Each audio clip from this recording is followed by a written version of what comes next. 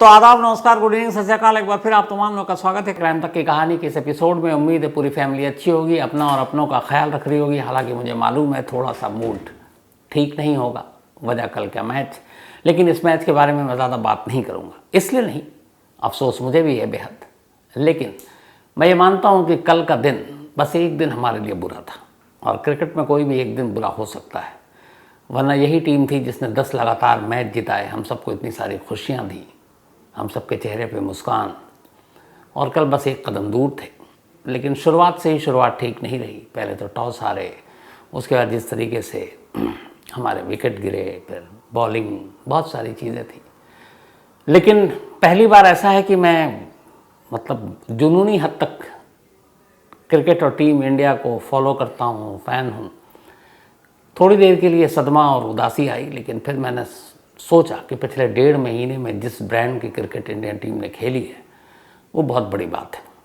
और किसी भी चीज़ में कहीं भी कोई एक वक्त, एक लम्हा, एक दिन बुरा हो सकता है, और वो वही था कल। तो उससे हमारी टीम इंडिया की खेल भावना, उनके जुझारूपन, उनके लड़ाकेपन, उस पर कोई सवाल या कोई आँच नहीं आनी चाहिए।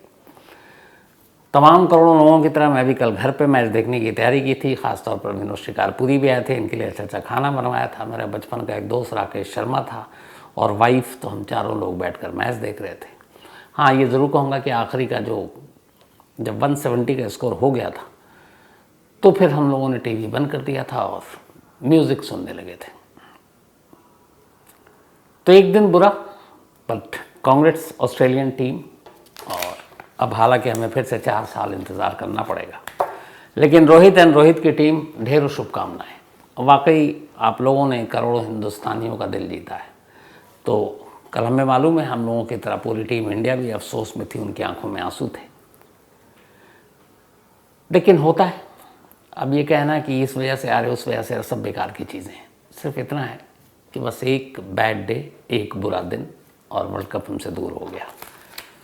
तो ये थी कल की क्रिकेट की कहानी। इससे ज़्यादा कुछ बोलूँगा नहीं, और आप लोगों से यही कहूँगा कि थोड़ा अपना मूड ठीक कर लीजिए, क्योंकि कभी कभी ये क्रिकेट में होता है, अच्छी टीमों के साथ होता है। बट मूड ख़राब हो तो अच्छा ये सोचिए कि 10 मैच लगातार हमने कैसा खेला, कैसे जीते। अब आते हैं आज की कहानी के ऊपर।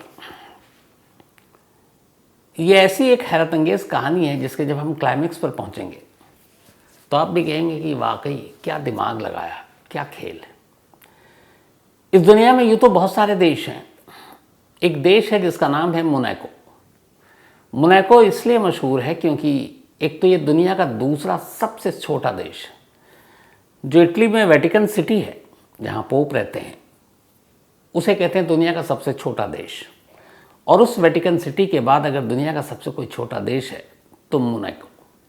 अब छोटा देश कितना बड़ा, तो अंदाज़ा लगा लीजिए कि लगभग 2 किलोमीटर के दायरे में बसा हुआ है ये देश। सिर्फ 2 किलोमीटर। 2 किलोमीटर के दायरे में करीब 42-43 हज़ार, 40 से 43,000 के बीच पॉपुलेशन, यानी 40,000 से 43,000 लोगों की आबादी। इससे 3 गुना तो कल अहमदाबाद के स्टेडियम में थे। तो 42-43 हज़ार की पॉपुलेशन, 2 किलोमीटर का एरिया, और उस एरिया में बसा हुआ ये मोनाको। लेकिन ये छोटा होने के बावजूद बहुत बड़ी, कमाल का बड़ा देश है। क्यों? दुनिया की जितनी नामचीन हस्तियां हैं, बड़े बड़े लोग, बड़े बड़े सेलिब्रिटी, स्टार, शाही परिवार, ये सब छुट्टियां मनाने इसी मोनाको में जाते हैं, 2 किलोमीटर के एरिया में जो फैला हुआ है। उसकी वजह क्यों? एक तो मोनाको, ये एक तरफ इसकी इटली और एक तरफ फ्रांस, दोनों सरहदें लगती हैं, और बीच में ये 2 किलोमीटर का एक आज़ाद देश जहाँ राजशाही है। तो मोनाको की खासियत ये है, एक तो ये टैक्स हेवन है, जैसे स्विस बैंक के बारे में। नंबर 2, जो बड़े बड़े लोग आते हैं वहाँ, उन्होंने अपने बड़े बड़े बंगले बना रखे हैं। साल में 1-2 महीने आते हैं, छुट्टियाँ मनाते हैं और चले जाते हैं। इस मोनाको की खासियत ये है कि यहाँ एक मैन मेड बीच है, समंदर का। बेहतरीन कैसीनो है यहाँ पे, डिज़ाइनर शॉपिंग है, खूबसूरत बार्स हैं, शॉपिंग कॉम्प्लेक्स है। तो ये सारी चीज़ें छुट्टियां मनाने के लिए एक आइडियल जगह मोनाको। तो इसीलिए दुनिया के तमाम रईस यहाँ पर जाते हैं और कहते हैं ये जो मोनाको 42-43 हज़ार मैंने बताया आपको आबादी, इसमें से ज़्यादातर अरबपति हैं जो वहाँ के सिटीज़न हैं जो रहते हैं, जो उनके स्टाफ हैं, बाकी लोग हैं, वो भी लखपति से कम नहीं है। तो मतलब अमीरों का देश ये खुद ही है जहाँ सारे अरबपति रहते हैं। तो इसी मोनाको की कहानी है। कहानी 31 साल पुरानी है। 1990 आते आते मोनाको में, चूँकि एक मोनाको देश के तौर पर लोगों की नज़रों में था, बड़े बड़े लोग आते थे, तो वहाँ के एडमिनिस्ट्रेशन प्रशासन ने यह तय किया कि क्यों ना जो बहुत सारे लोग यहाँ छुट्टियाँ मनाने आते हैं, बंगला लेकर रहते हैं, एक एक महीना 2-2 महीना चले जाते हैं, तो एक तो इनके लिए टैक्स हेवन ही है। साथ ही जब वो आएँ तो अपने पैसे, जेवर, ये सब रखने के लिए कोई एक ऐसा मजबूत और बेहद सेफ बैंक होना चाहिए, और उस बैंक में एक नॉमिनल चार्ज फीस के बदले में उनकी सारी अमानतें सुरक्षित रहेंगी। तमाम अरबपतियों से, बाकी लोगों से बातचीत की हुई, तो उन्हें भी लगा कि ये ठीक है, सेफ़ है, हालांकि वो बड़ा सेफ कंट्री है अपने आप में। तो बातचीत रंग लाई। उसके बाद यह हुआ कि एक बैंक बनाया जाए मोनाको में, और उस बैंक में तमाम अमीर हस्तियां जो आती हैं वो अपने कीमती गहने, पैसे उसमें रखें और बदले में थोड़ी सी फीस उनसे ली जाएगी, वरना इधर उधर कहाँ लेके भटकते रहेंगे। अब चूँकि दुनिया के सारे रईस लोग वहाँ आते हैं, बड़े बड़े सेलिब्रिटी, हॉलीवुड स्टार, तो बहुत सारे पैसे और सारी कीमती चीज़ें भी होंगी। तो बात तय हो गई। इसके बाद 1990 में एक 5 एकड़ के एरिया में एक ज़मीन पर एक बिल्डिंग बनी, बहुत ही खूबसूरत, बहुत ही मजबूत, बहुत ही सुरक्षित, और उसी बिल्डिंग पर खड़ा हुआ मोनाको का एक बैंक। उस बैंक का नाम रखा गया रॉयल कंसोर्टियम बैंक। तो ये रॉयल कंसोर्टियम बैंक उन लोगों के लिए जो अमीर लोग थे, वहाँ अपना सामान रख सकते थे। तो अब इस रॉयल बैंक में 1990 में ये चालू हो गया, ठीक ठाक बैंक काम करने लगा। दिसंबर 1992, 11 दिसंबर 1992 की तारीख आई। सुबह बैंक खुला, बैंक के स्टाफ तमाम लोग वहाँ अपने टाइम पर थे, करीब 70 से 90 के बैंक कर्मचारी थे। अचानक बैंक के सारे दरवाजे बंद हो गए और बाहर एक मैसेज दिया गया कि बैंक को बैंक लुटेरों ने अपने कब्जे में ले लिया है। वहाँ जितने भी स्टाफ थे उन सबको बंदूक की नोक पर अपने कब्जे में ले रखा है, और उन बैंक स्टाफ के अलावा उसमें एक कस्टमर भी था, और वो कस्टमर भी अरबपति, क्योंकि उस बैंक में वही लोग जाते थे। अब ये बात जब बाहर मैसेज पहुंचा और उन्होंने, उनके पास वॉकी टॉकी ये सारी चीज़ें थी, उन्होंने अंदर से धमकी देनी शुरू की, लाउड स्पीकर और वो सारे जो बैंक का सिस्टम था उसके ज़रिए, कि ये बैंक हमारे अब कब्ज़े में है, और अगर पुलिस ने अंदर आने की कोशिश की या कुछ किया तो ये जो 70 से 80 के करीब जो भी बंधक हैं इन सबको मार डालेंगे। अब मोनाको के लिए बड़ी अजीब चीज़ थी, सीधा साधा देश, कभी ऐसी कोई इंसिडेंट या वारदात नहीं हुई। अब हायर अथॉरिटी तक बात गई, पुलिस की सारी टीम, उनकी जो सुरक्षा एजेंसियाँ, सारे लोग बैंक के चारों तरफ बैंक को घेर कर खड़े हो गए। अब इस बैंक का ये था कि एक तो मेन रोड की तरफ मेन रास्ता था, एक तरफ पार्क, और बैंक के पिछले हिस्से में, वो जो पिछला हिस्सा था वो समंदर की तरफ खुलता था। वहाँ पे तमाम किनारा था एक तरह से समंदर का, तो वहाँ तमाम नाव और ये बोट वोट ये सब खड़े रहते थे बैंक के बैक साइड में। अब बैंक की रॉबरी की खबर पूरे मोनाको में हड़कंप मच गया। अब बातचीत का दौर शुरू हुआ कि भाई आप क्या चाहते हो, क्या करते हैं। और जिस दिन ये 11 दिसंबर 1992 को ये लोग घुसे थे, तब रफली उस बैंक के अंदर करीब 10,000 करोड़ इंडियन करेंसी में, था US डॉलर और यूरो में, लेकिन उसको कन्वर्ट करो इंडियन करेंसी में तो 10,000 करोड़ रुपीस के कैश और ज्वेलरी, हीरे सोने के जेवरात लॉकर में रखे हुए थे। करीब करीब 80-90 लोगों के, सबसे ज़्यादा जो थे। अब बातचीत का दौर शुरू हुआ, क्या चाहते हो, क्या करते हो। तो 1-2 लोगों ने बात की, भैया अपना डिमांड बताओ। उन्होंने कहा कि नहीं, एक तो पहले आप लोग, पहले डिमांड ये कि कोई बैंक के आसपास नहीं आएगा, वरना हम एक एक कर बंधकों को मार देंगे। इस दौरान में बैंक के अंदर से वो जो सिस्टम था लाउड स्पीकर वाला, उसके अंदर से आवाज़ें आ रही लोगों के चीखने की, धमकी देने की कि बैठ जाओ, गोली मार देंगे, शूट कर देंगे। तो बाहर जब इसे ये आवाज़ आए तो और भी डर जाएं। अब सारे बंधकों को एक हॉल के अंदर बंद कर दिया गया। थोड़ा वक्त बीता, अब बाहर से जो नेगोशिएट कर रहे थे, एक नेगोशिएटर मोरक्को की पुलिस के, मोनाको के, उन्होंने कहा आप अपनी डिमांड बताओ, इन लोगों को छोड़ दो।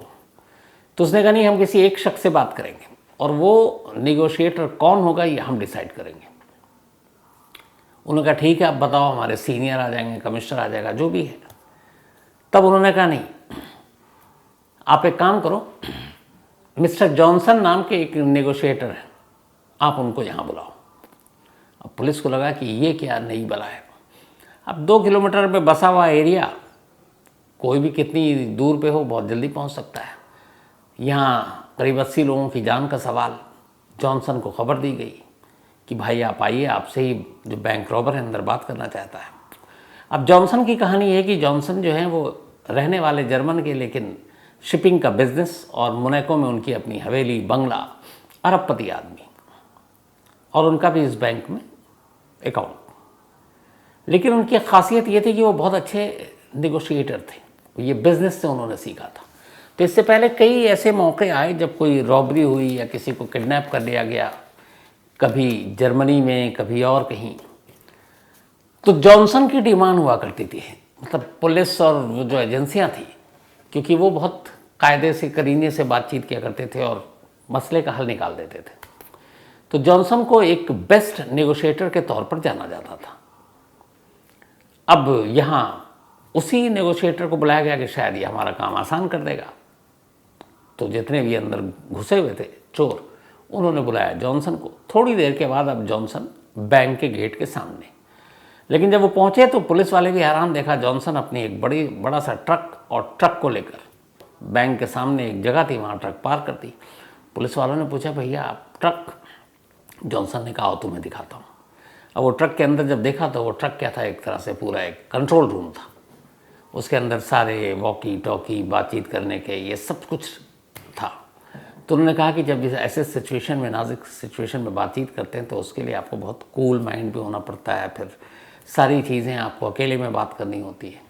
तो ये इसीलिए मैंने स्पेशली ये डिज़ाइन ही किया है इस ट्रक को कि ऐसे ही मौके पे इसका यूज़ करते हैं। और जॉनसन ने इस ट्रक का ऐसे मौके पर कई बार यूज़ किया था इससे पहले।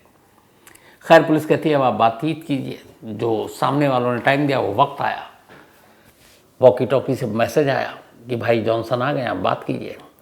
अब पहला आदेश आया कि जॉनसन से हम अकेले में बात करेंगे, कोई और बीच में डिस्टर्ब ना करे।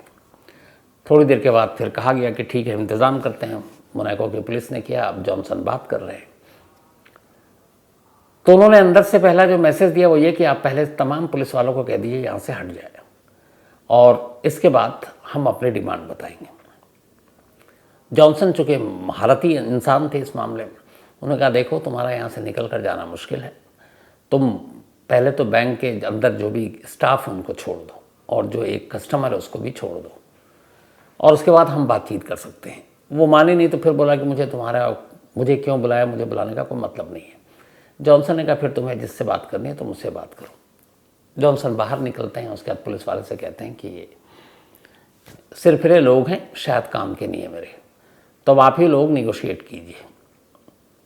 अब पुलिस वाले इधर परेशान, क्या करें, उनको तजुर्बा नहीं। उन्होंने जॉनसन से रिक्वेस्ट की, बोला नहीं मुझसे बात नहीं हो सकती। तब तक अंदर से फिर मैसेज आया कि ठीक है हम कुछ ऐसा रास्ता निकालते हैं जिससे काम भी हो जाए और सारी चीज़ें ठीक ठाक हो।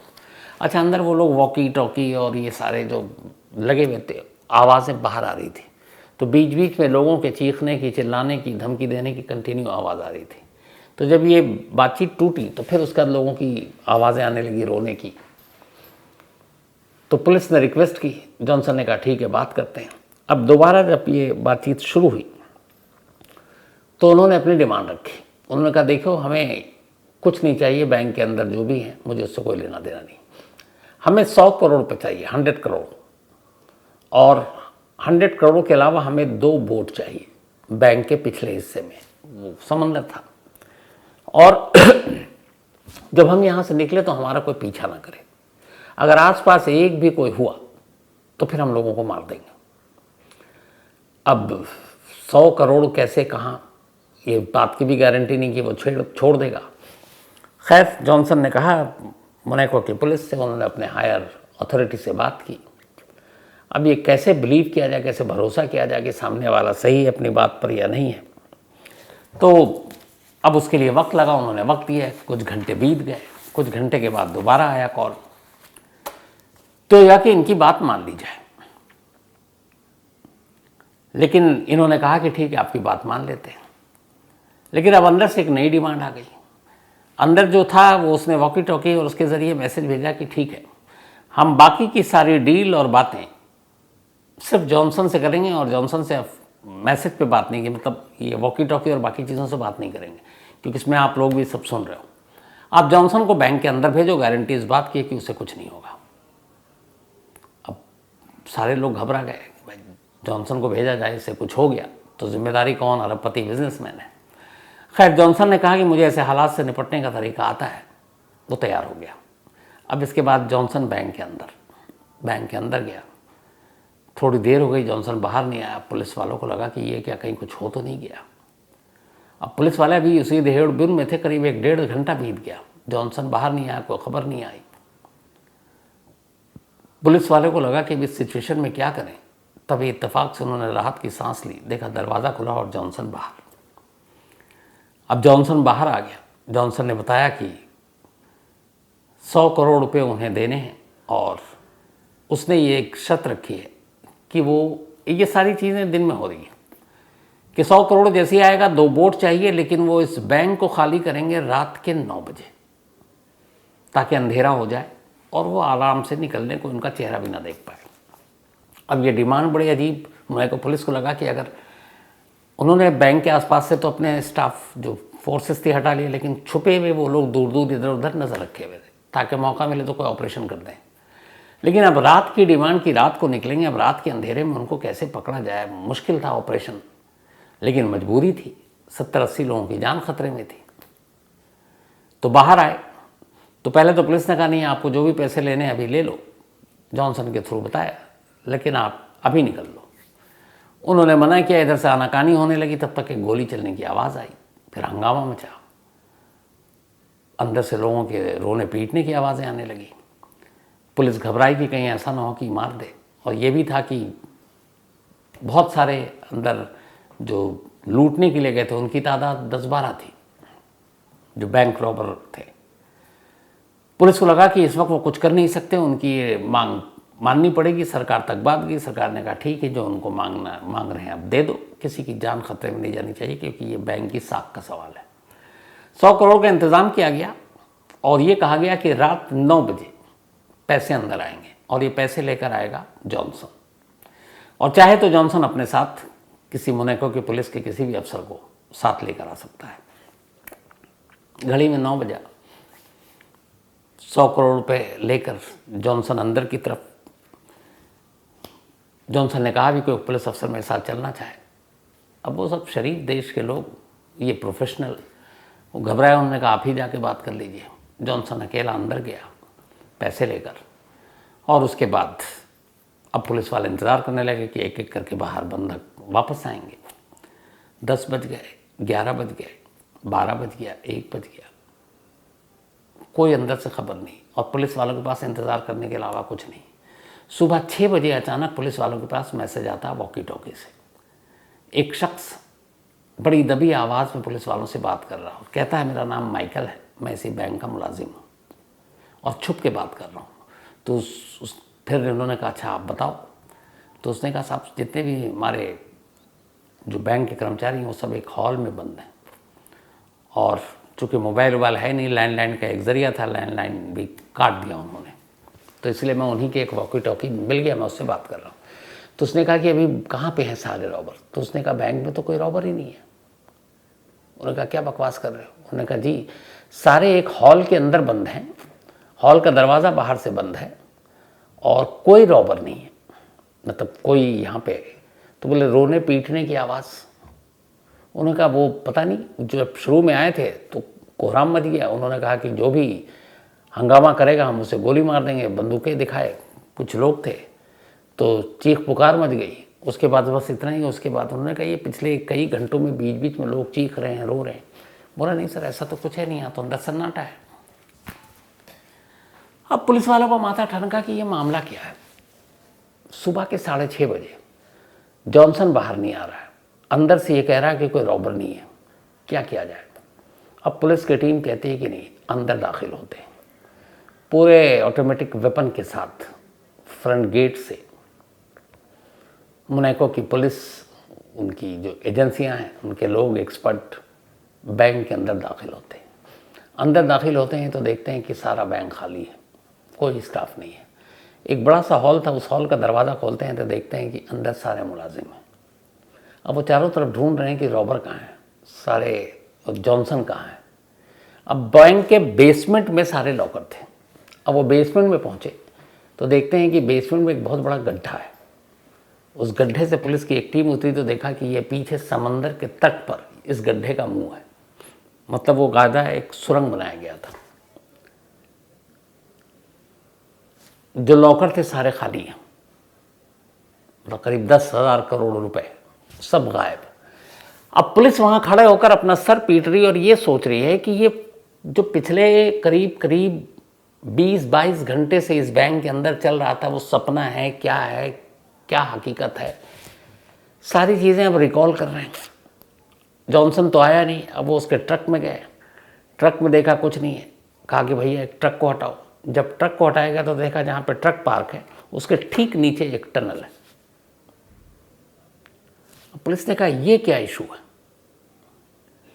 अब इसके बाद सारी जब तलाशी सर्चिंग शुरू हुई, गड्ढे से लेकर समंदर के तट तक जब पूछताछ हुई, फिर चीज़ें देखी गई। तो उस वक्त टेक्नोलॉजी और मोबाइल भी बहुत कम ही थे, कैमरे वैमरे का उतना था ही नहीं। और ये देश इतना शरीफ था कि मजबूत दीवार और लोहे के गेट और इन्हीं सब चीज़ों पे इसने अपनी पूरी इस बैंक की बुनियाद रखी हुई थी। तो पता चला कि इस तट के पास पिछली रात एक पनडुब्बी देखी गई थी, एक छोटा सा सबमरीन, और ये लगातार इसके आसपास थी। अब जब इस पनडुब्बी की बात आई तो फिर पुलिस को पूरी कहानी समझ में आई। इसके बाद जब सारी कड़ियां जोड़ी गई तो जो पूरी कहानी आई वो कुछ यूं थी। इस बैंक में नेगोशिएटर जॉनसन का भी अकाउंट था। जॉनसन एक अरबपति था, जर्मनी का रहने वाला था। उसने इस बैंक को देखा, उसे लगा कि यहाँ पे उसके जैसे तमाम अरबपतियों के पैसे हैं। लालच बुरी चीज़ होती है। उसने कहा आराम से 10,000 करोड़ तो कहीं नहीं गए होंगे, उसकी मिल्कियत में और इजाफा होगा। उसके बाद उसने इस बैंक को लूटने का प्लान बनाया। अपने कुछ लड़कों को साथ रखा, बैंक के अंदर गया और कुछ नहीं, बड़े शरीफ लोग थे, सबको एक हॉल में बंद कर दिया गन दिखाकर। इसके बाद अब उन्होंने टेप रखा हुआ था, उस टेप को वॉकी टॉकी और उसके थ्रू जो बाहर लाउड स्पीकर था वो बीच बीच में चला देते कि लोग रो रहे हैं, पीट रहे हैं, बख्श देने की गुहार लगा रहे हैं। बीच में एक गोली की आवाज़ सुनाई दी और फिर प्लान के तहत उन्होंने कहा कि इस पूरे बातचीत का जो नेगोशिएशन करेगा, जो बातचीत करेगा पुलिस सरकार की तरफ से, वो खुद जॉनसन होगा। यानी जिस शख्स ने इस बैंक रॉबरी की साजिश रची वही शख्स बैंक के अंदर बैठे रॉबर से नेगोशिएशन कर रहा है। मास्टर वही था, मास्टरमाइंड वही था। उसने उस बैंक के अंदर से ही तमाम वक्त लिया, सारे लॉकर तोड़े और उसके बाद जो सबमरीन थी पनडुब्बी, इधर पुलिस को उलझा कर रखा, 2 बोट मंगवा कर रखा कि उस बोट से जाएंगे। पुलिस की नजर निगाहें उस बोट पर है कि रॉबर बैंक से निकलेंगे, इस बोट पे जाएंगे, लेकिन उन्हें पता नहीं कि एक गड्ढा, एक टनल जो पहले से है वो समंदर के दूसरी तरफ तट के ऊपर खुलेगा और वहाँ पे एक सबमरीन है। वो उसी रास्ते उस तट तक पहुँचे, उस सबमरीन में बैठे, सारा माल लेकर वहाँ से रफू चक्कर हो गए। पुलिस बेवकूफ़ बन चुकी थी, सारे लोग बिल्कुल सेफ थे, उनको बाहर निकाला गया। अब अगले दिन तक अखबारों में खबर आई, लेकिन फिर ये हुआ कि क्या किया जाए इस बैंक रॉबरी का। तो तय हुआ कि मोनाको चूँकि एक बड़ा सेफ जगह है, टैक्स हेवन है, लोग काले धन यहाँ आके रखते भी हैं, अगर ये बात पता चल गई दुनिया को तो दुनिया के अमीर लोग, रईस लोग जो यहाँ बेफिक्र होकर आते हैं छुट्टियाँ मनाने, उन पे बड़ा असर पड़ेगा इकोनॉमी का, इकोनॉमी गिर जाएगी। तो फिर ये तय हुआ कि एक झूठी कहानी सुनाई जाए, वो ये कि इस बैंक रॉबरी को सॉल्व कर लिया गया है, थोड़े बहुत पैसे लूटे गए थे वो सब रिटर्न हो गया। लेकिन आज भी, और जो अमीर रईस लोग थे जिनके बैंक में पैसे थे, कहते हैं कि उन सबको बुलाकर सच्चाई बता दी गई थी, शायद उनको कुछ मुआवजा भी दिया गया। और उन्होंने भी ये बात अपने तक रखी। क्यों? क्योंकि उनके भी जो पैसे और सारी चीज़ें थी वो एक तरह से ब्लैक मनी था। तो जब ब्लैक मनी है तो फिर पुलिस के पास वो कहाँ जाएंगे, किसको बताएंगे कि ये मेरा धन है। और उनकी शर्त ये थी कि आप एक बार बैंक में जो भी पैसे रखेंगे आपको, आपके अलावा दुनिया में किसी को नहीं बताया जाएगा, जो स्विस बैंक का रूल है। तो इस तरीके से इस पूरी कहानी को अंजाम दिया गया और एक जो निगोशिएट कर रहा था, द निगोशिएटर, वही था मास्टरमाइंड 10,000 करोड़ रुपए की इस बैंक चोरी का। 31 साल हो गए हैं, कहते हैं आज भी इसकी सच्चाई नहीं मालूम। तो ये थी आज की कहानी ख़त्म करूं वही उससे अपने पहला सिलसिला। आज दानिश, इनका बर्थडे है, तो हैप्पी बर्थडे दानिश। और ये आनी अली ने भेजा है, मुंबई से हैं। थैंक यू सो मच आनी जी आपके इस मेल के लिए। अशोक, बल्कि आशीष शर्मा, इनका भी आज बर्थडे है, तो हैप्पी बर्थडे आशीष। और ये रजनी शर्मा जी के पति हैं। इस्माइल का भी आज बर्थडे है, तो हैप्पी बर्थडे इस्माइल। और ये रिजवान शेख ने भेजा है। साथ ही अरुण कुमार, इनका भी बर्थडे है, ये नेपाल से हैं और अबू धाबी में रह रहे हैं इस वक्त, तो हैप्पी बर्थडे अरुण। इसके अलावा धर्मेंद्र सहानी, इनका भी जन्मदिन है, तो हैप्पी बर्थडे धर्मेंद्र जी। और ये भेजा है